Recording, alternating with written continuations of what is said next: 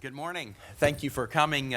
Just very briefly, the delegation, Senators Barrasso, Murphy, and I are very happy to be here in Halifax. This has really become a regular, especially for the Senate. We've had House members come and always enjoy having them, but this is a real important one for the Senate. The gathering of the 60 nations really representing the world's liberal democracies is a wonderful opportunity for us to build relationships and learn. This year, especially, the new government in Canada made it particularly important for us to come so we can start to build those relationships. And then the horrible set of recent events, Beirut, Sinai, Mali, and especially Paris, raised so many concerns that we will address over the weekend. We're very glad to be here.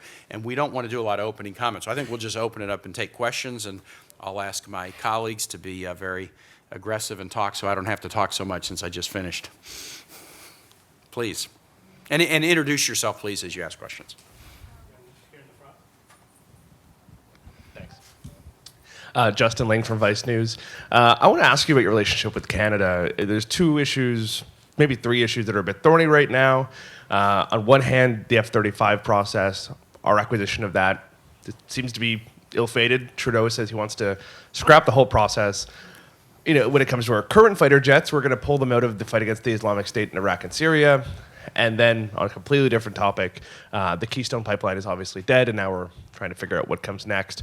On all three of those, can you kind of give some context of what the American relationship with Canada is going to look like? Sure, and I'll let my colleagues start into that answer. I don't think there's any bilateral relationship that the United States has that doesn't have at any given time highs and lows. Our relationship with Canada has always historically had many more highs than it does lows, but there are always challenges. I think that there are a panoply of missions that we need to conduct in the fight against ISIL. We need help with the air campaign, but we also need help on the ground, training the Peshmerga and the Iraqi military to take the fight to ISIL. And so I think there's a very important conversation happening here in Canada, in Ottawa, about what the proper way for the Canadians to assist in a broad array of missions that we have to run in a counter-ISIL campaign will be moving forward. And that's a decision they have to make. But I think what we've heard here this week is a resolute commitment on behalf of the Canadian government, the new Canadian government, to continue as a partner with the United States and the multilateral coalition to take the fight to ISIL. So I'll speak to that challenge amongst those that you presented. I heard nothing other than a commitment here to remain part of that coalition, and in some ways to step up one of the key requirements of defeating ISIL, which is to make sure that we have competent militaries of local origin on the ground. And with regard to the Keystone Pipeline, with regard to the Keystone Pipeline, energy is called the master resource for a reason. It can use to power a country, power an economy, power a military. We think of energy, I think of energy security, economic growth, and environmental stewardship, the three E's of that. And I think Canada and the United States are both committed to those things. The Keystone Pipeline itself, something I supported, something a bipartisan group in the House of Representatives and the Senate supported. Went to the president's desk. He vetoed it. I think it was a mistake to do that. I think it's important for the jobs and the energy of both countries. The other part of it is there are 31 pipelines that cross between Canada and the United States, move 2 million barrels of oil a day. So I think that the Keystone Pipeline should have been built, and I disagree with the president on it. Last thing I'll say is the good feature of a meeting like this right after the change in government is we met with the Minister of Defense this morning. It was a very productive meeting. And some of it, like the F-35 and the airstrikes in ISIL, the party made some pledges during the campaign, and that is Canadian domestic politics. And we understand you make a pledge, you make a promise, you're going to live through it. But what we were able to do this morning is, okay, walk us through what are people thinking about these issues? Why is this the party's position? Explain it to us. And I think we're the first congressional delegation to be here and meet with the new government since it was formed with a number of the ministers, and we're really honored to do that. And the discussion begins with just understanding, okay, talk to us about the way the Canadian people and the now majority party views the situation. Great. Next question.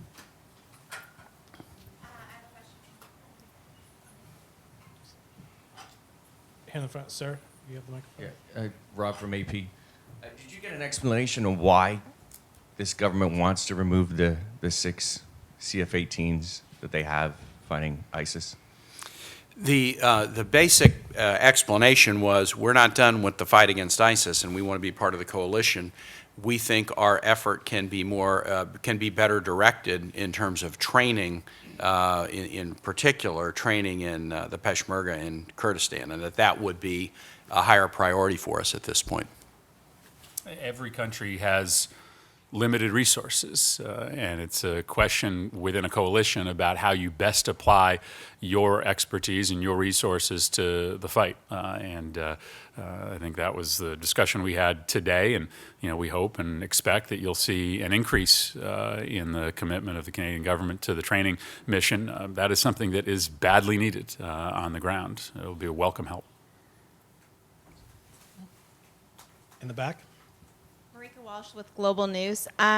Senator Murphy, you just mentioned that relationships are always in highs and lows. How would you characterize the relationship between the U.S. and Canada right now? Well, I know that President Obama and new leader Trudeau had a productive conversation. I would characterize this as a relationship that is as strong as ever. And frankly, talking about Keystone, and Senator Barrasso and I may be on the opposite side of that issue, but he's correct to note that the energy relationship between the United States and Canada has been strong, is strong, will continue to be strong. We are interdependent upon each other for our energy resources, and regardless of where the question of the Keystone Pipeline turns out, that interdependence will continue to be a fact of life. So no, I'm merely pointing out that in even our strongest relationships, we are always going to have a few points of contention. That happens in every relationship, whether it be between two countries or two individuals. This relationship is strong, and I think we've seen evidence of the Trudeau government's commitment to strengthening that relationship in some of our initial meetings. Another area of strength is our work together on trade. Canada is our #1 trade partner, and that's not lost on anybody in Congress or here, and we are engaged very significantly in even more efforts to build that relationship up with the multilateral negotiations on trade issues. All right. Next question. Sir, right here. Dave Smart from Dalhousie University. Thank you, Senators, for your presence here as well. It's a great opportunity for us to hear firsthand, and we thank you for your very candid remarks. I want to shift the focus on to the refugee problem that we had all been working on before the events of Paris and Beirut and the Sinai took some of that attention away. We also have, in the context of Canada-U.S. relations, the idea of a perimeter security for North America. Canada has committed to bring in 25,000 refugees by the end of the year, and whether they meet that ambitious timeline or not, there are some that have some concerns about the ability to clear security hurdles to screen a lot of these refugees that are coming in. We've seen some hesitation on the part of the U.S. for how quickly to move and, in fact, which way to move. Would you please comment on the U.S. intentions that you see here and any type of considerations that you have about how quickly Canada may be moving forward and your comfort with that? So just first some data about the U.S. There's 4 million Syrian refugees registered with the UN High Commission. Of the 4 million, then there is an effort to determine their status and make referrals to countries. Since 2011, slightly less than 20,000 of the 4 million have been referred to the United States for consideration for refugee status.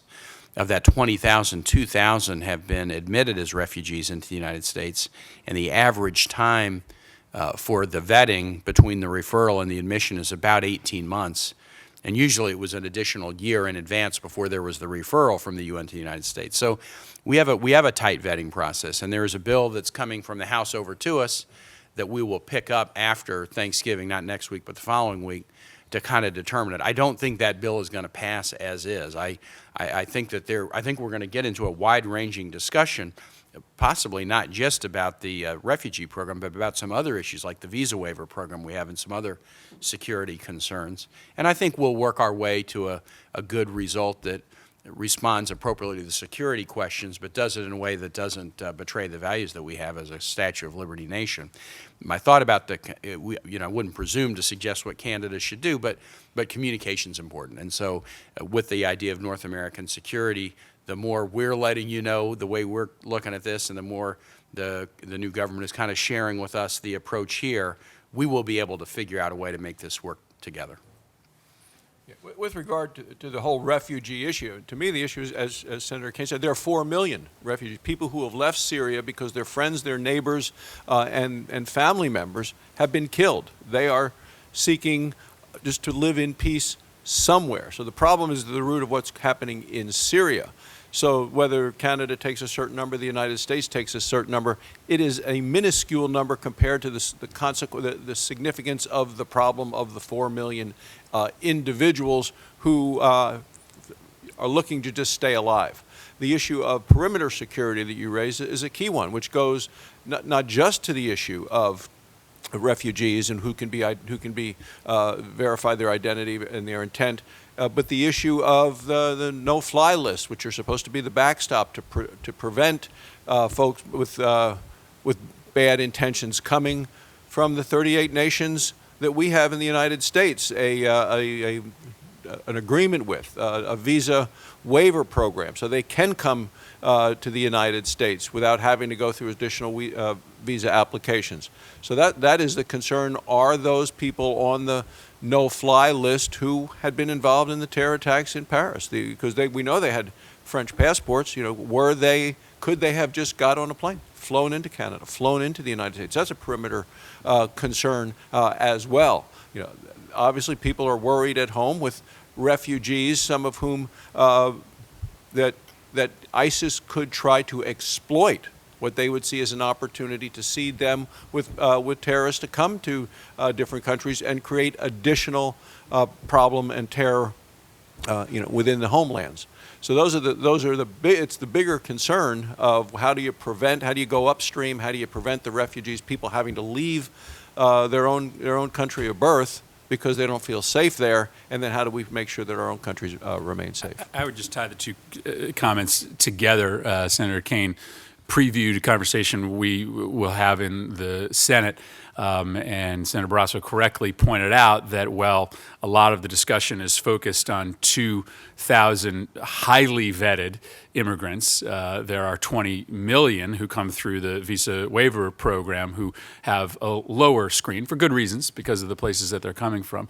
And I think that is the potential for both parties to be able to work together, and the potential for work as part of this bilateral alliance and the transatlantic alliance. Our no-fly lists are only as good as the law enforcement data that populates them. And the reality is that there are several very important pending agreements within Europe and between the United States, Canada, and Europe that have not been executed, whether it be information sharing agreements within the EU or the law enforcement umbrella agreement, the safe harbor agreement.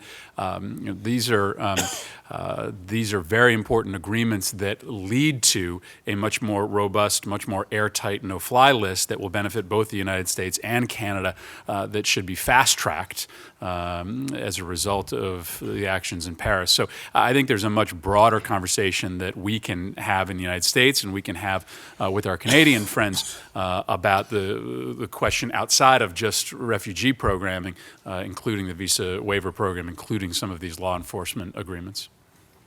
Great. We have time for one more question here in the back. Good morning, Senators.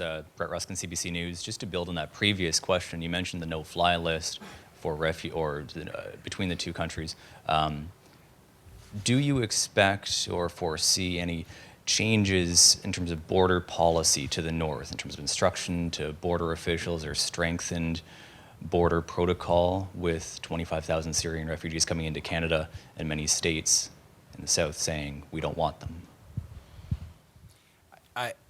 In the discussions we've had, they've been very preliminary, and I will tell you, Canada is not our concern. That doesn't mean that when we get into the discussion that an issue won't come up, but I think we feel like the relationship, when I say Canada is not our concern, what I mean is we feel that the relationship between the United States and Canada on these border questions is very, very good. And that, even though we will each have our slightly different policies, we'll be able to communicate and coordinate well. So that's not to say that it won't come up as we talk, but I don't think the fact that Canada would take X number of Syrian refugees is going to change the dynamic in the relationship with the United States and Canada on these questions. We'll share good information and we'll coordinate our policies to make them align as closely as we can. It speaks to the importance of the relationship because to the extent that we are harmonizing our screening programs, it will make it easier for both the United States government and the Canadian government to explain why there is safety on the continent. So I think to the extent that we can work together to harmonize the screens that we use for individuals that are coming to this country, I think we're all better off. Hey, thank you very much. Look forward to visiting during the rest of the weekend. Thank you, Senators, and that concludes the session.